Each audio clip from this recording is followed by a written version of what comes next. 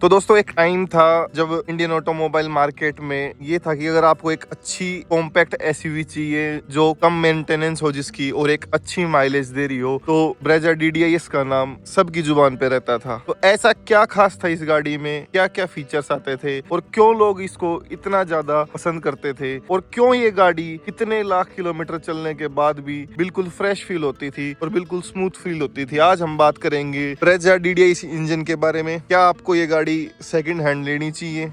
तो सबसे पहला मेरा ये सवाल है कि ऐसा क्या था ब्रेजा DDIS इंजन में जो लोग इसको इतना पसंद करते थे और क्या आज के दिन भी ये गाड़ी सेकंड हैंड मार्केट में सेंसिबल मानी जाती है या नहीं। आज हम सारी इन बातों पे बात करेंगे कि क्यों ये ब्रेजा DDIS इतनी खास थी, क्यों लाखों लोग इसको इतना पसंद करते थे। सबसे पहले अगर मैं ब्रेजा की हिस्ट्री की बात करूँ तो विटारा ब्रेजा इंडिया में 2016 में लॉन्च हुई थी और उस टाइम कॉम्पैक्ट एसयूवी सेगमेंट में इसका फॉर्मूला काफी सिंपल था। एसयूवी जैसा स्टांस, मारुति का सर्विस नेटवर्क और डीजल इंजन और एक्सीलेंट फ्यूल इकोनॉमी। इसमें मिलता था 1.3 DDIS डीजल इंजन जो फियाट ड्राइव्ड 1.3 मल्टीजेट फैमिली से रिलेटेड था। पावर अराउंड 90 PS और टॉर्क अराउंड 200 न्यूटन मीटर के आसपास था। और सबसे इंटरेस्टिंग चीज, ये इंजन परफॉर्मेंस के पीछे भागने की बजाय एफिशिएंसी और ड्यूरेबिलिटी पर फोकस करता था। पॉइंट 1 की अगर हम इसकी सबसे बड़ी स्ट्रेंथ की बात करें तो DDIS इंजन अपनी माइलेज के लिए उस टाइम पे काफी फेमस था। अगर हम सिटी की बात करें तो 16 से 18 की आराम से सिटी में माइलेज दे देता था और अगर हाईवे की बात करें तो 24-25 की माइलेज निकालना इस डीजल इंजन के लिए चुटकियों का खेल था। इसलिए काफी लोग इस पे भरोसा करते थे।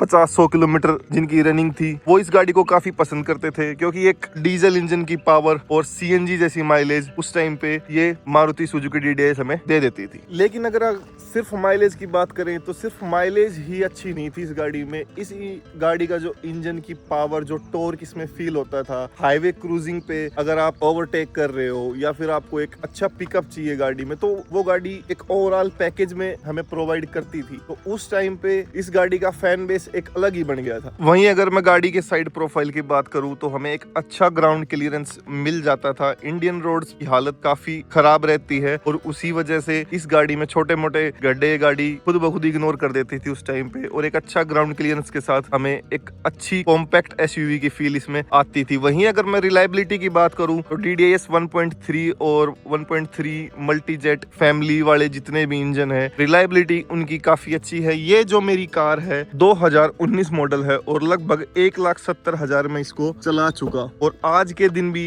इसकी फील वैसी की वैसी है। मैं आपको दिखा सकता हूँ, आप देख सकते हो गाड़ी 1,70,000 से ऊपर चल चुकी है लेकिन फिर भी काफी स्मूथ फील हमें इसमें आती है। काफी वो पुराने वाली पावर और टॉर्क हमें फील होता है। अब आज के टाइम पे अगर हम बात करें तो एक नया सीन और आ गया है डीजल इंजन से रिलेटेड, वो है DPF फिल्टर का। तो DPF फिल्टर का क्या सीन होता है कि अगर आप अपनी गाड़ी काफी लंबे टाइम तक रन करते हो या फिर ट्रैफिक में या फिर सिटी ड्राइव करते हो तो हमारे फिल्टर में कार्बन जम जाता है और उसकी वजह से DPF फिल्टर खराब होने के चांस ज्यादा होते हैं। तो क्योंकि अगर आप रोज 10, 12, 15 किलोमीटर गाड़ी को चला रहे हैं तो फिर आपका डीजल इंजन लेने का कोई मतलब बनता ही नहीं है। अगर आपको वही 10-20 किलोमीटर डेली चलाने हैं तो फिर आप पेट्रोल पे शिफ्ट हो सकते हैं क्योंकि डीजल इंजन हाईवे के लिए सबसे बेस्ट इंजन होते हैं, अच्छी माइलेज देते हैं और एक अच्छी टॉर्क और पावर प्रोड्यूस करते हैं जिससे ड्राइविंग का एक एक्सपीरियंस बढ़ जाता है और ड्राइवर को भी मजे आते हैं चलाने में। अब मैं बात करता हूँ सर्विस कॉस्ट के ऊपर, तो यहाँ ब्रेजा का एक मेजर एडवांटेज आता है। मारुति का सर्विस नेटवर्क इंडिया में बहुत एक्सटेंसिव है, इसलिए रूटीन सर्विसिंग और कॉमनली अवेलेबल पार्ट्स के केस में ओनरशिप कंपैरेटिवली कन्वीनियंट हो सकता है दूसरी कंपनीज की अगर हम कंपेयर करें तो। लेकिन एक मिसकंसेप्शन मैं आपका क्लियर कर देता हूँ कि डीजल कार की मेंटेनेंस पेट्रोल कार के एग्जैक्टली इक्वल नहीं होती। डीजल कार्स की मेंटेनेंस थोड़ी सी ज्यादा होती है पेट्रोल कार से क्योंकि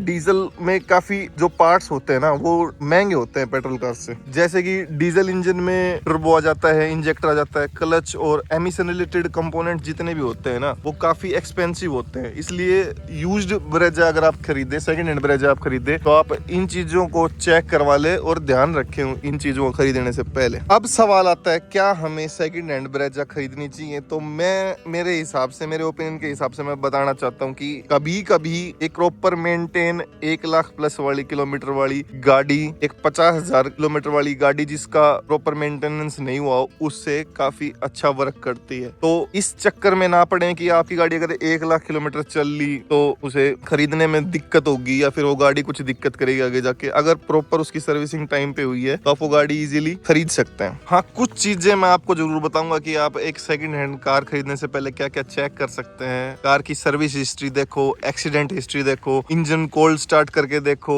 स्मोक चेक करो, क्लच चेक करो, सस्पेंशन भी चेक करो, ओबीडी स्कैन कराओ, और सबसे इंपॉर्टेंट चीज है कि ओडोमीटर पर ब्लाइंडली विश्वास मत करो, उसको भी अच्छे से चेक करो। अब बात करते हैं हम गाड़ी की परफॉर्मेंस की कि हाईवे परफॉर्मेंस कैसी रहती है गाड़ी की। तो 200 न्यूटन मीटर का टॉर्क हमें गाड़ी देती है, 90 पीएस की पावर हमें गाड़ी देती है, तो उसके ऊपर गाड़ी काफी अच्छा ओवरटेक करती है हाईवे पे, काफी अच्छा पिकअप हमें गाड़ी में मिल जाता है। और मैनुअल गाड़ी है तो उस हिसाब से आप अपने हिसाब से गाड़ी को गियर अप डाउन करके और यूज कर सकते हो, तो ये काफी अच्छा बेनिफिट हमें इसमें मिल जाता है। वहीं अगर अब मैं बात करूं कि आजकल गाड़ियों के लुक्स काफी प्रीमियम आने लग गए हैं, लुक्स में काफी बदलाव कर दिए हैं कंपनी ने, पर उस टाइम के हिसाब से भी ये कॉम्पैक्ट एसयूवी काफी अग्रेसिव लगती थी और काफी अच्छा इसका लुक हमें मिल जाता था। साइड प्रोफाइल से भी आप देख सकते हो और आगे से भी आप देख सकते हो कि काफी अच्छा लुक हमें उस टाइम पे भी मिल जाता था इस गाड़ी में। तो वहीं अगर मैं इंटीरियर की बात करूं तो